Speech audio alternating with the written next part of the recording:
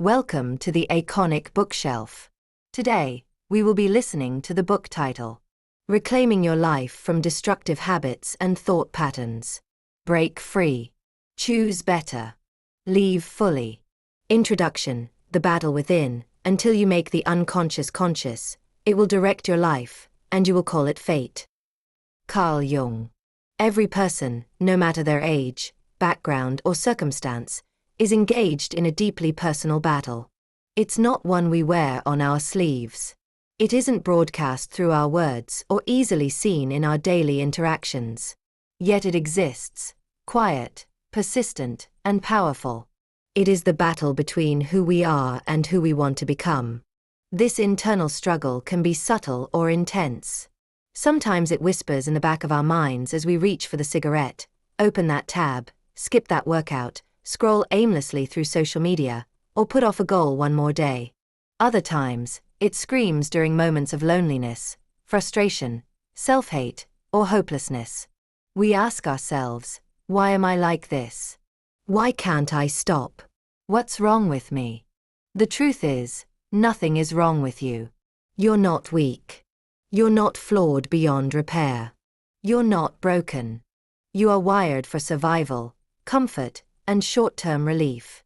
But what once protected you, numbing pain, avoiding stress, seeking pleasure, may now be holding you hostage.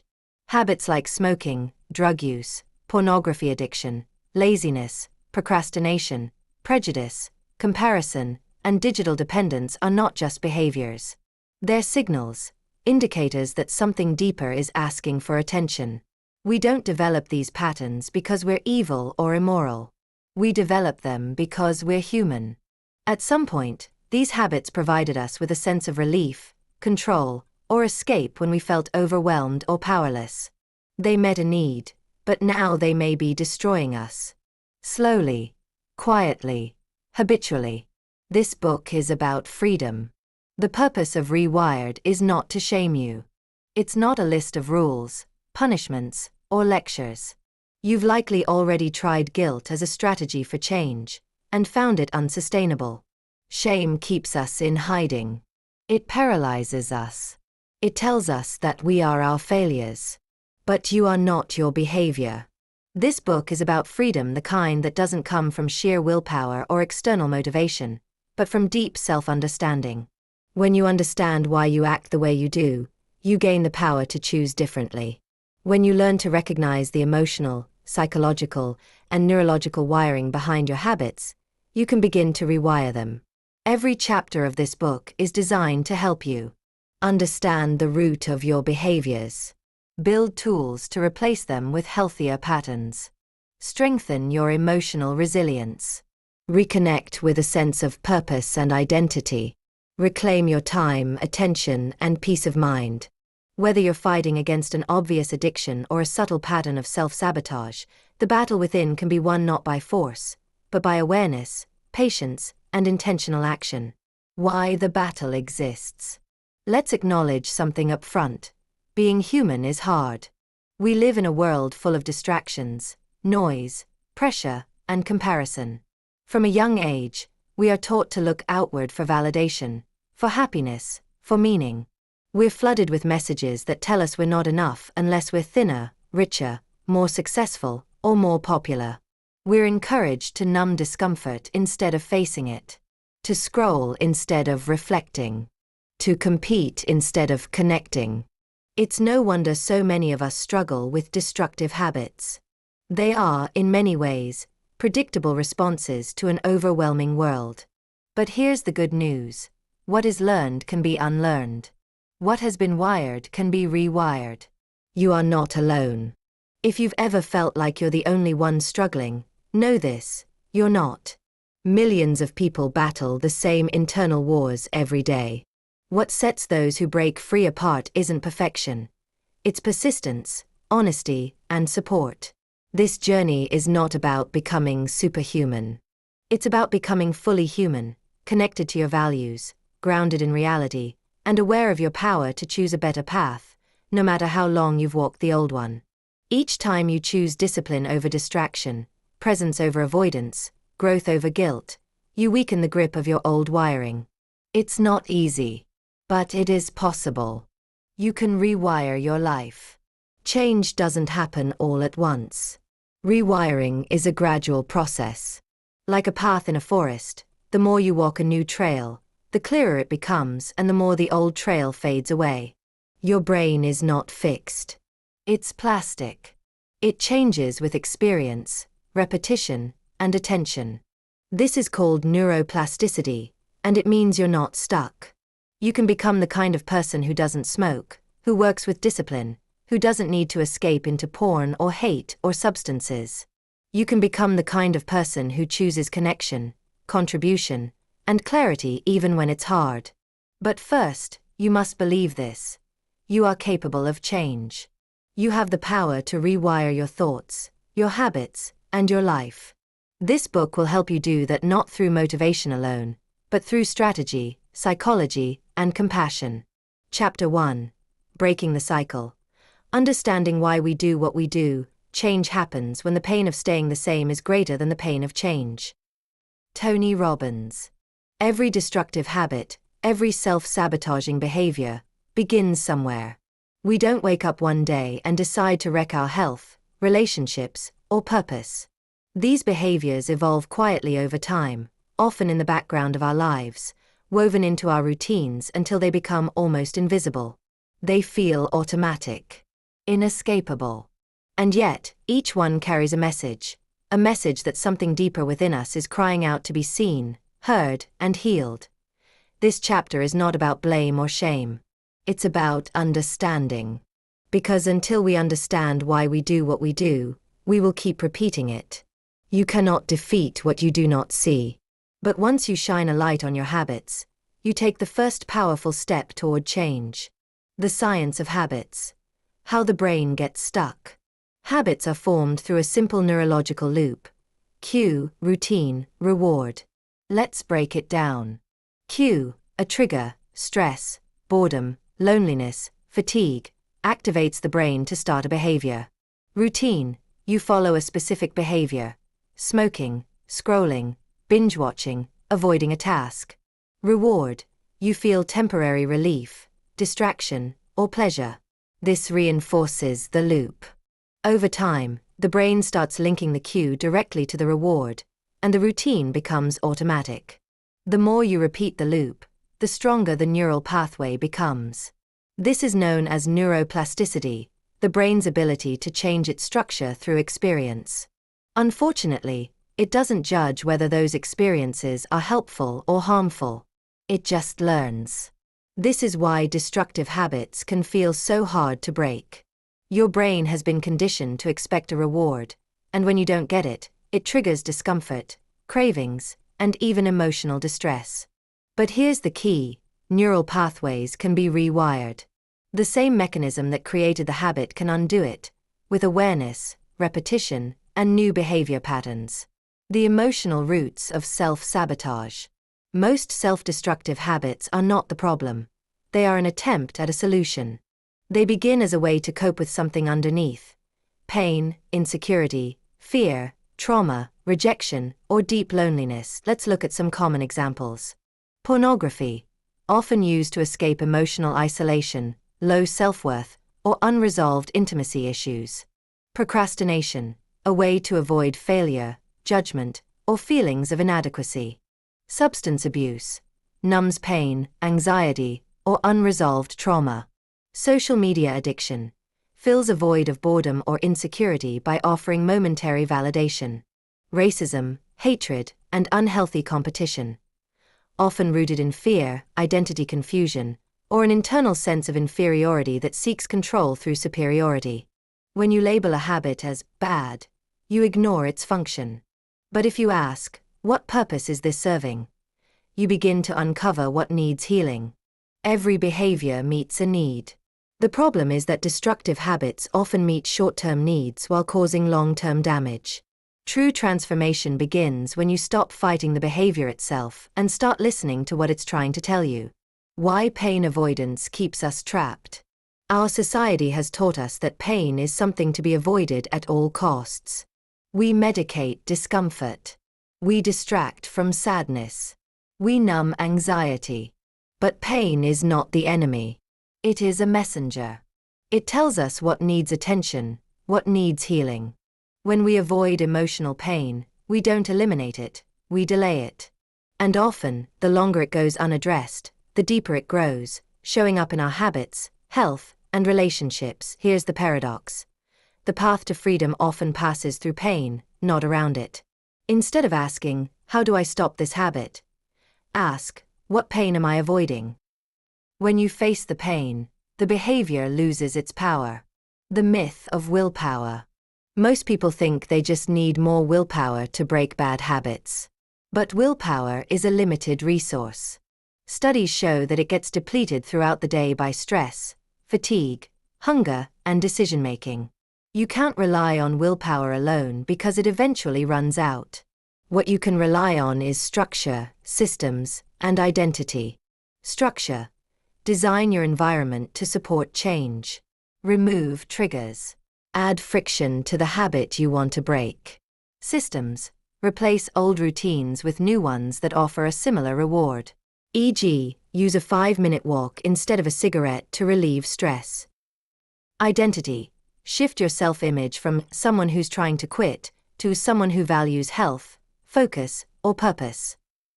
Behavior follows identity. Willpower might get you started, but systems and self-belief will keep you going. Awareness. The first step to freedom. Change always begins with awareness. When you name a pattern, you start to loosen its grip. When you observe your triggers, you create space between impulse and action. In that space lies power, the power to choose. Here's a simple awareness tool you can start using today. The 4 Qs. What am I feeling right now? Emotion. What triggered this feeling? Q. What am I craving or avoiding? Need. What would a healthy response look like? Replacement. Write these down when you feel the urge to indulge in a destructive habit. Even a few minutes of reflection can disrupt the loop and bring you back into control. Compassion over condemnation. Many people stay stuck because they believe they deserve to be stuck. They internalize failure and wear it like an identity. But transformation doesn't come from self-hate. It comes from self-compassion. Imagine you were speaking to a child who was hurting, scared, and confused. You wouldn't scream at them, shame them, or label them a failure. You would comfort them. You would help them find a better way. That child still lives in you. Be kind to yourself. Recognize the courage it takes to confront your habits. Celebrate the small wins. Understand that relapse is not failure. It's feedback. Each time you fall, you're not starting over. You're starting wiser. Breaking the cycle starts now. You're not here because you want a quick fix. You're here because you're ready for freedom. That begins with awareness, honesty, and intention. This chapter has shown you how habits are formed and reinforced, why emotional pain drives behavior, that willpower is not enough, structure and identity matter, that understanding your triggers brings back your power. In the next chapter, we'll go deeper into how to rewire these habits, replacing them with healthier, purpose-driven behaviors that align with the life you want. But for now, reflect on this. You are not weak. You are not broken. You are wired, but you can be rewired. And this journey you're on? It's not about perfection. It's about progress. Keep going. Chapter 2. Rewiring the brain. Replacing, not just removing. You never change something by fighting the existing reality. To change something, build a new model that makes the old model obsolete. Buckminster Fuller. If Chapter 1 opened your eyes to why destructive habits exist, this chapter will show you how to change them, not by forcefully eliminating them, but by skillfully replacing them. Because here's the truth. Trying to remove a habit without replacing it is like ripping out a weed without planting anything in its place. The soil, the space in your brain and your daily routine, won't stay empty for long. Something else will grow. Often, it's the same habit all over again. Our brains are not designed to operate in a vacuum. They crave routine, predictability, And above all, reward. Every habit, whether good or bad, exists because it gives us something: relief, distraction, pleasure, or control. If you remove the habit but don't replace the reward, the brain will rebel. This is why willpower alone rarely works. You can't just say, "I'll stop." You have to say, "I'll do this instead." Let's explore how to rewire the brain using a practical, structured approach, and how to turn even your worst habits into opportunities for transformation. The reward system: how habits stick, and how to unstick them. At the core of every habit is a reward loop. It looks like this. Trigger, behavior, reward. Trigger, a cue that sets the habit into motion: stress, boredom, time of day, environment. Behavior, the action: smoking, scrolling, procrastinating. Reward, relief, stimulation, escape, validation, or emotional numbing. For lasting change, we need to replace the behavior but keep the reward. If stress triggers you to smoke because it calms you down, simply quitting will leave your brain screaming for that calming sensation. But if you replace smoking with deep breathing, walking, or another calming activity, the reward is preserved, and over time, the new behavior becomes the norm. Real-life habit replacements. Let's get specific. Here are examples of replacing common destructive habits with healthier, rewarding alternatives. 1. Smoking, breath control, and physical movement. Smoking often provides a calming effect by forcing deep breathing and creating a pause. You can replicate this effect with box breathing. Inhale for 4 seconds, hold for 4, exhale for 4, hold for 4. Stretching or light exercise. Walking, push-ups, or stretching in place shifts your physiology and provides relief. 2. Pornography, connection, and creativity. Porn becomes a refuge from loneliness, shame, or boredom. Replace it with calling a friend or journaling about your emotions. Creative expression. Write, draw, or play music to channel desire or emotional energy constructively. Emotional intimacy. Seek meaningful connection rather than artificial stimulation. 3. Procrastination, momentum-based task management. We procrastinate not out of laziness, but fear of failure, imperfection, or overwhelm. Try the 5-minute rule. Commit to just 5 minutes of the task. Momentum often follows. Task batching. Group similar tasks to reduce mental friction. Progress tracking. Visually track wins to reinforce motivation. 4. Laziness. Micro-productivity. Laziness often masks exhaustion or fear. Fight it not with pressure, but with tiny victories. Set 15-minute time blocks to focus on one small task. Habit stacking. Link new habits to existing routines, e.g., after brushing teeth, read 1 page of a book. Celebrate completion, not perfection. 5. Social media scrolling, purposeful digital detox. Mindless scrolling offers stimulation and escape. Replace it with digital fasting. Set screen-free hours daily, e.g., no phone after 9 p.m. Reading or podcasts. Engage your brain in new learning. Daily gratitude journaling. Builds internal validation and reduces comparison. The triad system. A blueprint for habit replacement. To successfully replace bad habits with empowering ones, you need more than motivation. You need a strategy. That's why this chapter introduces the triad system. 5 essential components for rewiring the brain. 1. T. Trigger. Identify the cue. What sets off the habit? Is it a time of day? A feeling? A situation? Knowing your trigger brings awareness. Example: I scroll social media every time I feel bored or alone at night. 2. R. Routine. Replace the old behavior with a new one. The new action should satisfy the same need as the old one. Example: instead of scrolling, I'll spend 10 minutes stretching or writing in my journal. 3. Identity. Anchor your new habit to who you want to become. Don't just say, "I'm quitting smoking." Say, I am becoming someone who values health and breathes deeply to stay calm. Habits that match your identity are more likely to stick. 4. Awareness. Use mindfulness to recognize your patterns in real time. Awareness gives you the power to pause before you act. It helps you interrupt the autopilot loop. Try this. Before giving into a habit, ask yourself, what am I feeling right now? What do I need? What would a healthier choice look like? 5. Discipline. Repetition rewires the brain. Discipline is not punishment. It's consistency in the direction of your values. Discipline means showing up even when motivation fades. Tip: use habit trackers, rewards, or accountability to stay on track. Personalizing your rewire plan.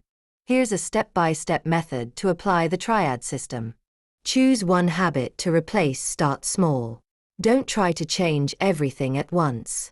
Identify the trigger, what usually happens right before the habit. Design a new routine, what action could meet the same emotional need. Connect it to identity, what kind of person are you becoming by making this change. Create a reminder system, use phone alarms, sticky notes, or a journal to stay conscious of your new routine. Track and celebrate progress. Progress builds momentum. Even small wins matter. Rewiring takes time, but it works. Your brain won't change overnight, but it will change. With each repetition of your new behavior, you're carving a new neural path. The old path, though still present, will weaken with disuse. And soon, what once felt like an impossible addiction or trap will become something you barely recognize. Neuroscience confirms that repetition plus reward equals rewiring. Every time you choose a new path, your brain learns. Every time you resist the old loop, you grow stronger. Final thoughts. From replacement to renewal. This chapter is not about pretending you don't struggle. It's about learning to struggle with strategy. Every destructive behavior once served a purpose, but now you can choose something better. Not just to avoid pain, but to pursue purpose. Your job isn't to erase the old version of you. It's to build a new version that makes the old one obsolete. So begin today, not with force, but with clarity. Not by punishing the habit, but by creating a more powerful, meaningful alternative. You're not just breaking habits. You're becoming someone new. Next, we'll dive deeper into emotional fitness, learning how to process pain in healthy ways so we stop needing to escape it. Because healing isn't just about behavior, it's about the heart behind it. Chapter 3, Emotional Fitness. Healing the pain behind the pattern. The wound is the place where the light enters you. Rumi. Behind every destructive behavior lies a story, often one filled with pain, confusion, or unmet needs. The habit might look like procrastination, addiction, anger, or apathy, but these are merely the symptoms. The root is often emotional. When we trace our patterns back far enough, we find wounds, rejection, trauma, fear, loss, shame, or abandonment. And until we heal those wounds, we will keep finding ways to escape, numb, or express that pain, usually in ways that hurt ourselves or others. This chapter is about more than willpower or strategy. It's about developing emotional fitness, the ability to face your pain with awareness, compassion, and strength. Because you can't truly change your behavior unless you're willing to change how you see yourself and how you handle what hurts. The power of emotional awareness. Most of us were never taught how to feel. We were told to toughen up, get over it, or distract ourselves. So we learned to suppress our emotions rather than express them. But emotions don't disappear just because we ignore them. They go underground, where they influence our actions, our thoughts, and our self-worth in destructive ways. Emotional awareness begins with noticing. Start by asking, what am I feeling right now? Where do I feel it in my body? What triggered this emotion? What does this emotion want to tell me? This practice, done regularly, helps you reconnect with your emotional self instead of reacting on autopilot. Anger, for example, may be a mask for sadness. Anxiety might be covering up fear. Guilt may stem from unmet expectations. When you become aware, you become empowered to respond instead of just react. Sitting with discomfort without self-destruction. When emotional pain surfaces, our instinct is often to escape. We binge, scroll, isolate, smoke, or lash out, not because we want to destroy ourselves, but because we don't know how to handle the discomfort. Emotional fitness means learning to sit with the storm until it passes, without trying to run from it. This doesn't mean wallowing in pain. It means staying present with your experience long enough to understand it, rather than fleeing from it. Imagine sitting with a crying child. You wouldn't yell at them to stop or run away. You would stay close, offering comfort and space to feel. That's what you must do for yourself. Try this. When you feel a wave of emotion, pause. Breathe deeply and say, "It's okay to feel this. I am safe." Place your hand over your heart or belly to ground yourself. Let the feeling rise and fall, like a wave. Over time, your tolerance for discomfort will grow, and with it, your freedom from compulsive behavior. Healthy ways to release emotional pain. Emotions need expression. Without healthy outlets, they find destructive ones. Here are several ways to release pain constructively. 1. Journaling. Writing is a powerful way to give your emotions a voice. It's private, honest, and healing. Try free writing for 10 minutes about whatever's on your mind. Don't edit, just let it out. Ask yourself, what am I struggling with? What do I need right now? What am I afraid to admit? Over time, journaling can help you notice patterns, clarify your emotions, and process grief or anger that might otherwise stay bottled up. 2. Therapy. Working with a therapist can be life-changing. A good therapist helps you uncover the root of your pain and equips you with tools to process it. Whether it's childhood trauma, relationship wounds, or chronic anxiety, you don't have to face it alone. 3. Solitude and silence. In a noisy world, sometimes the most healing thing we can do is sit in stillness. Use quiet time for reflection, not avoidance. Take walks, sit under a tree, or create a sacred space where you can just be.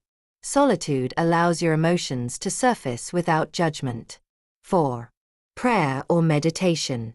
For many, spiritual practices offer deep emotional release.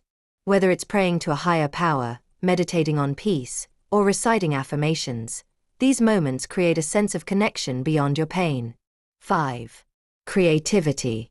Art, music, dance, poetry, these are not just hobbies. They are healing languages. Pour your sadness into a painting. Turn your anger into a beat. Write a poem to your younger self. Creativity transforms pain into beauty and gives meaning to your struggle. Recognizing and replacing toxic thoughts. Many of our emotional wounds manifest in thoughts that sabotage our progress. We internalize beliefs like, "I'm not enough. I'll always be this way. No one cares. I'm too broken to change." These thoughts feel true, but they are often lies formed in moments of pain or failure. They are not facts. They are scripts, and scripts can be rewritten. Start by noticing your inner dialogue. When you catch a toxic thought, challenge it. Is this always true? What evidence supports the opposite? What would I say to a friend who thought this? Then, replace the thought with one rooted in self-compassion and truth. For example, I'm learning and growing. I don't have to be perfect. My past does not define my future. I am not alone. I can reach out for support. Repetition matters. Over time, your brain begins to internalize these new beliefs. Thoughts, like habits, can be rewired. You can't change what you don't acknowledge. One of the most dangerous lies we tell ourselves is that we're fine. That we've got it under control. That our destructive behavior is just a bad habit, not a cry for help. But until we acknowledge the emotional pain behind the pattern, we will stay stuck in cycles that drain our energy, sabotage our goals, and destroy our self-esteem. Honesty is hard, but healing depends on it. Emotional fitness begins when we stop avoiding the truth and start embracing it, even when it's uncomfortable. It's okay to say, "I'm hurting. I'm scared to be vulnerable. I'm tired of carrying this alone." Admitting your pain is not weakness. It is the beginning of power. Transformation begins with self-compassion. Lasting change doesn't come from shaming yourself into better behavior. It comes from loving yourself enough to want better. Self-compassion means treating yourself with the same kindness, patience, and encouragement that you'd offer someone you care about. It sounds simple, but it's radical. Because when you stop beating yourself up and start supporting yourself emotionally, you create the safety and strength needed to heal. You become your ally instead of your worst critic. And from that place, change becomes not just possible, but inevitable. Final thoughts. Strength from the inside out. Emotional fitness is not about avoiding pain. It's about building the strength to move through it without breaking. It's about learning to feel your feelings without letting them define or control you. It's about choosing growth over escape, healing over hiding. In this chapter, you've learned how to identify and process emotions in healthy ways, how to sit with discomfort without reacting destructively, how to release pain through journaling, therapy, solitude, spirituality, or creativity, how to recognize and replace toxic thoughts with empowering beliefs.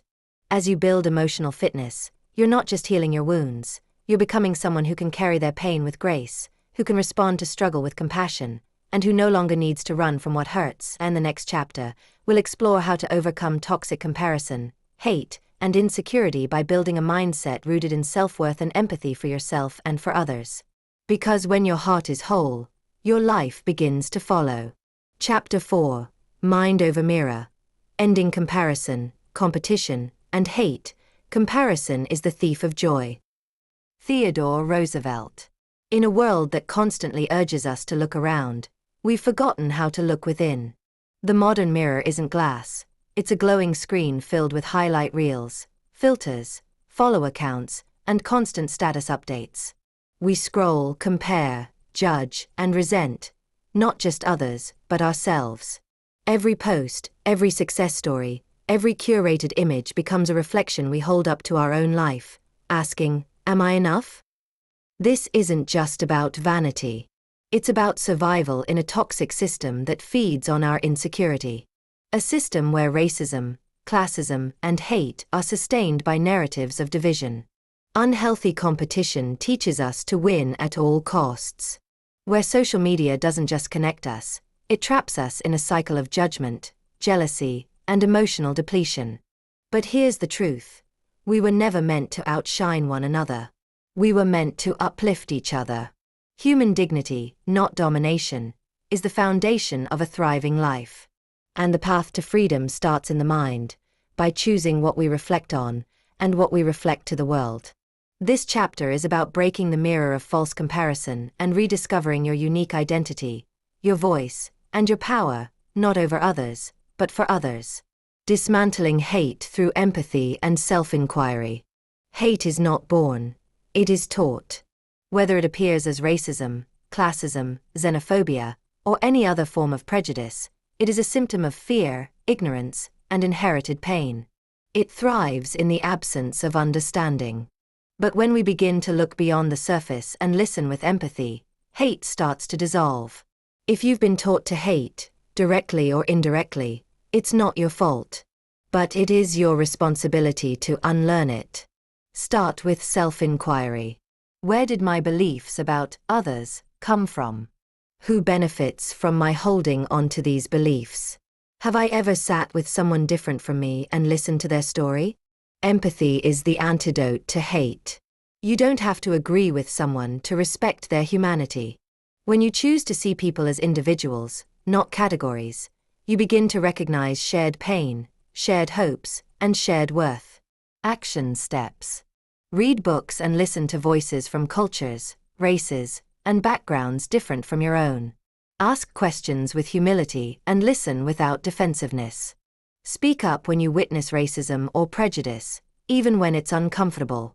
Ending hate isn't just about changing the world. It's about changing you, your mind, your perspective, your habits.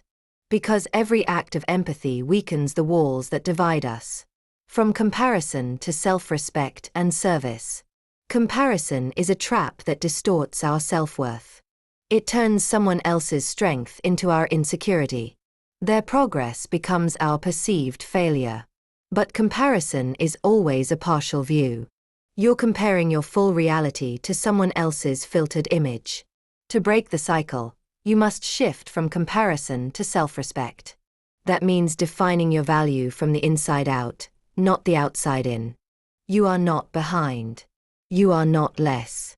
You are not late. You are on your path. And that path matters. A powerful shift, from self-focus to service.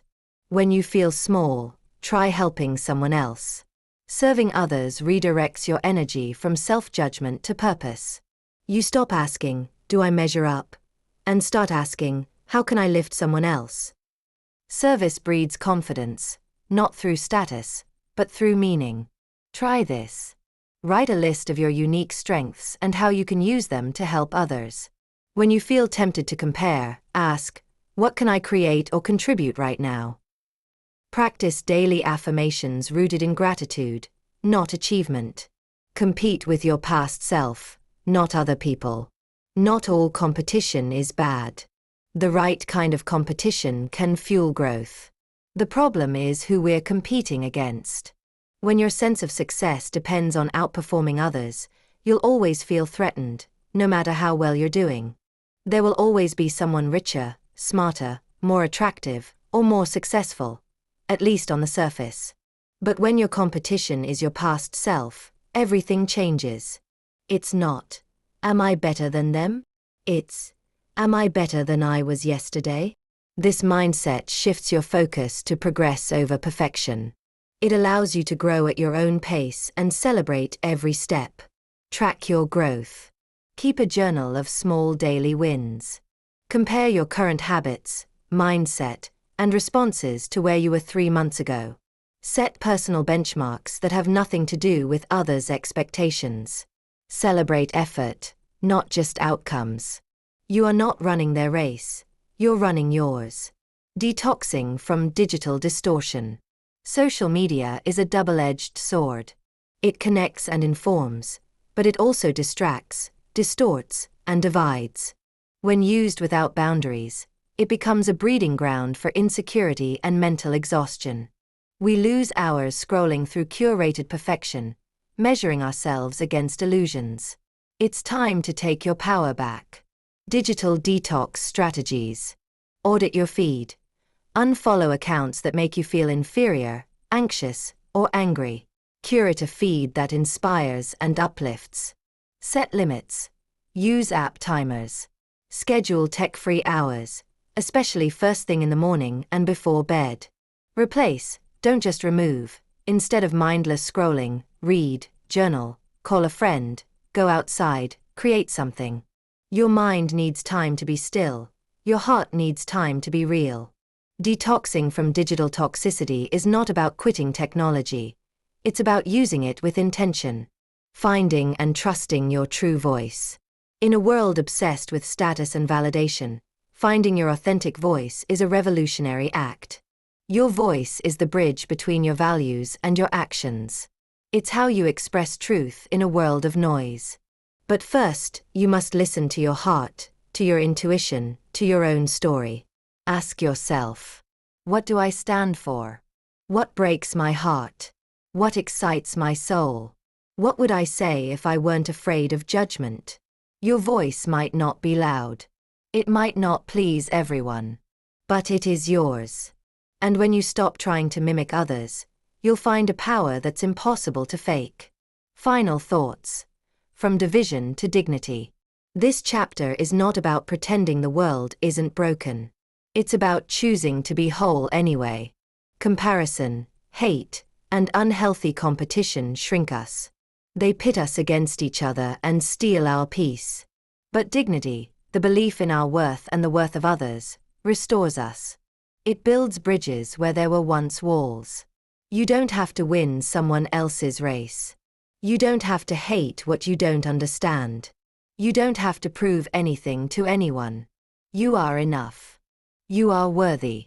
You are capable of rising, without pushing anyone else down. The revolution begins not with rage, but with reflection. Not with shouting over others, but by listening deeper within yourself. In the next chapter, we'll explore how to reclaim your time and purpose, because the life you want isn't found in comparison or noise. It's built one intentional choice at a time, from the inside out. Chapter 5, Reclaiming Time and Purpose, Building a Life that Excites You. The key is not to prioritize what's on your schedule, but to schedule your priorities. Stephen R. Covey. Have you ever found yourself scrolling mindlessly through your phone, binge-watching shows you don't care about, or putting off something important for the 100th time? If so, you're not alone. In a world filled with distractions, it's easy to fall into patterns of avoidance, apathy, and wasted time. But underneath the procrastination and busyness often lies a deeper truth, a lack of purpose. When you're not clear about what truly matters to you, everything else starts to pull your attention. Boredom sets in. Laziness grows. You feel busy but not productive, tired but unfulfilled. You may even start questioning yourself. What am I doing with my life? Why can't I stay motivated? Why do I feel so stuck? This chapter is about reclaiming your time, not just to be efficient, but to be aligned. When your actions reflect your purpose, your life becomes more focused, energized, and meaningful. Purpose doesn't have to be grand or world-changing. It simply has to be yours. When you know your why, you stop chasing distractions and start building a life that truly excites you. Discovering your personal why. Purpose is not something you're handed. It's something you discover. It grows from your experiences, passions, values, and struggles. It's the thing that gives your life direction, the reason you get out of bed, and the compass that helps you decide what to say yes to, and what to say no to. Ask yourself, what activities make me lose track of time? What kind of problems do I love to solve? Who do I feel called to help or serve? What have I overcome that I can help others overcome? Your purpose might be teaching, healing, creating, building, parenting, supporting, or storytelling. It could be something deeply personal, like being a kind and present parent, or something larger, like fighting for social change. Whatever it is, it should resonate with you, not impress anyone else. Write it down. Reflect on it. Keep refining it. You don't have to have all the answers today, but the act of searching brings clarity. Designing a schedule aligned with your values. Time is life. How you spend your hours is how you spend your existence. That's why reclaiming time begins with asking, am I living in alignment with what I say I value? If you say you value health, but your schedule is full of processed food and no movement, there's misalignment. If you say you value relationships, but you never call your loved ones, something's off. Alignment doesn't mean perfection. It means intentionality. Here's how to get started. List your top 5 values. These might include family, creativity, health, faith, growth, contribution, etc. Audit your week. Look at where your time goes. How much of it reflects your values? Be honest, not judgmental. Design time blocks. Schedule blocks of time for your values. For example, 7 to 8 a.m., exercise. 6 to 7 p.m., family dinner. Saturday mornings, volunteering or creative projects. You don't have to overhaul your life overnight. Even 1 hour a day spent on purpose is powerful. The goal is to start replacing autopilot living with intentional engagement. Creating morning and evening rituals for clarity and energy. Your morning and evening routines are 2 of the most powerful tools for reclaiming your time and purpose. They set the tone for your day and close it with reflection. Morning ritual. Start with clarity. Even just 20 to 30 minutes in the morning can change the course of your day. Ideas for a purposeful morning. Gratitude journaling. Write 3 things you're grateful for. Goal setting. What's one thing you want to accomplish today? Movement, a short walk, stretching, or workout to energize your body. Mindfulness, meditation, prayer, or deep breathing to center your thoughts. No phone, delay checking social media or email to protect your mental space. Evening ritual, end with intention. Your evening routine helps you wind down and prepare for a meaningful tomorrow. Reflect. What went well today? What did I learn? Unplug. Turn off devices at least 30 minutes before bed. Plan tomorrow. List 3 priorities for the next day. Restorative practices, reading, gentle yoga, or silence. These rituals don't have to be rigid, they simply serve as anchor points that ground you in your purpose. Building time boundaries around social media and entertainment. Social media and entertainment aren't inherently bad. But without boundaries, they become black holes of time, energy, and self-worth.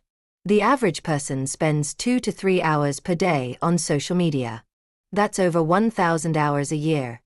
Time that could be spent learning, creating, connecting, or simply resting meaningfully. Here's how to set healthy boundaries. Designate phone-free zones meals, the first hour of the day, and bedtime should be tech-free when possible. Use screen time tools, set app limits, or use grayscale to make your phone less stimulating. Replace before you remove if you're cutting back on scrolling. Have an alternative ready. A book, a journal, a walk. Curate your feed, unfollow accounts that breed comparison or stress. Follow voices that align with your values and purpose. You don't need to disconnect completely. You just need to reconnect to what matters more. Taking consistent small actions toward long-term goals. Big goals can feel overwhelming, so we avoid them. But meaningful progress doesn't happen all at once. It happens daily, through small, consistent actions. This is where purpose becomes practice. Start by breaking your long-term goals into bite-sized steps. Want to write a book? Start with 10 minutes of writing a day. Want to launch a business? Start by researching one topic or sending one email. Use this formula. 1 goal. Choose one goal that aligns with your purpose. 1 habit. What's the smallest action you can do daily to move toward it? 1 tracker. Use a habit tracker to build consistency and see progress. Progress fuels motivation. You don't need perfect days. You just need more intentional ones than not. Final thoughts. Your life is too valuable to waste. You don't need more time. You need more clarity. When you know who you are and what matters to you, your time becomes sacred. You stop chasing meaningless distractions and start showing up for what makes you feel alive.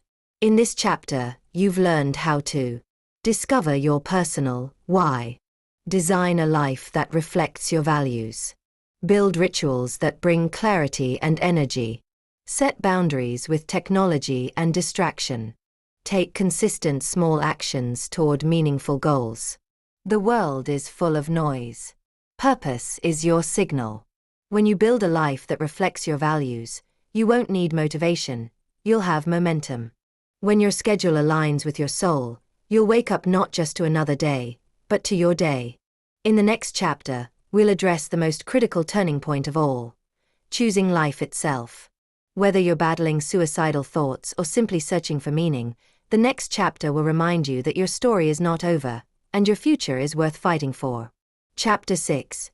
Choosing life. From despair to hope. When you're going through hell, keep going. Winston Churchill. There are moments in life when the weight of it all feels unbearable, when the darkness seems thicker than any light, when pain becomes louder than reason, and when the idea of simply not being here feels like the only relief. If you're reading this and you've ever felt that way, or if you're feeling it right now, know this: you are not alone. And more importantly, you are not beyond hope. Suicidal thoughts often arise not because someone truly wants to die, but because they desperately want the pain to stop. The numbness, the isolation, the belief that things will never get better, all of it distorts reality into something narrow, dark, and false. But just because it feels true doesn't mean it is. This chapter is not about pretending everything's fine.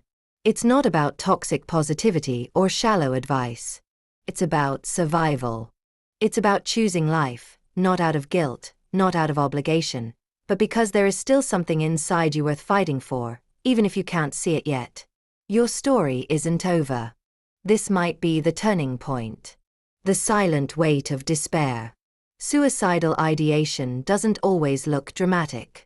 Often, it hides in silence. It shows up as emotional numbness, constant fatigue, or a quiet thought like, what's the point? People can be high-functioning and suicidal. They can smile and crack jokes while secretly feeling like they're drowning. Despair isolates. It lies to you. It says, you're a burden. You'll never change. Everyone would be better off without you. These are not truths.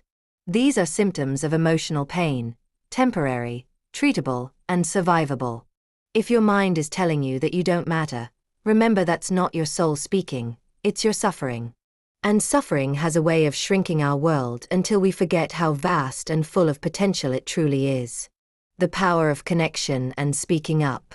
One of the cruelest aspects of suicidal ideation is that it convinces us to hide. We become ashamed of our feelings. We withdraw. We fear being judged or misunderstood. But isolation is the enemy of healing.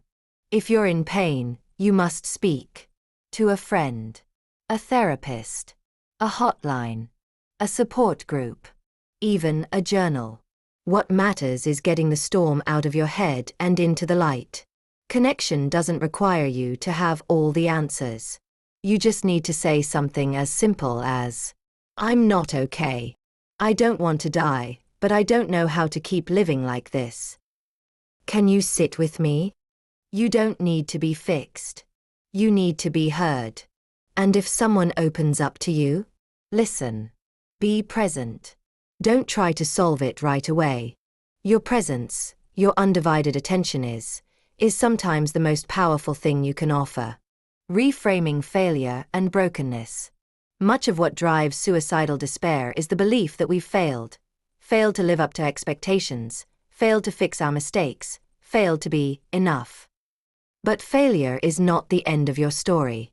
It is part of the human experience. Many of the most resilient, compassionate people you know have been through their nights. What made the difference wasn't that they avoided failure. It's that they found meaning in it. Brokenness does not disqualify you. It prepares you. You are not the sum of your worst days. You are a living, breathing soul with the capacity to grow through what you go through. Ask yourself, what if my pain has a purpose I don't see yet? What if my story could help someone else feel less alone? What if surviving this moment leads to the life I was always meant to live? Redemption doesn't erase the past. It transforms it. Choosing to stay, not just out of fear, but out of hope. Many people stay alive out of fear. Fear of hurting loved ones, fear of the unknown, fear of death itself. And while that's a valid starting point, there's a deeper, more sustaining reason to stay: hope. Hope doesn't mean everything is perfect. It means believing that change is possible. That even in your darkest hour, there's a sliver of light trying to reach you. Staying alive isn't about enduring forever. It's about enduring this moment. Because the moment will pass. Feelings are not permanent. They rise and fall like waves. And if you can hold on just a little longer, the next wave may carry something new. Peace, clarity, a breakthrough, a friend, a new chapter. You don't need a 5-year plan right now. You just need the next breath. The next hour. A next step.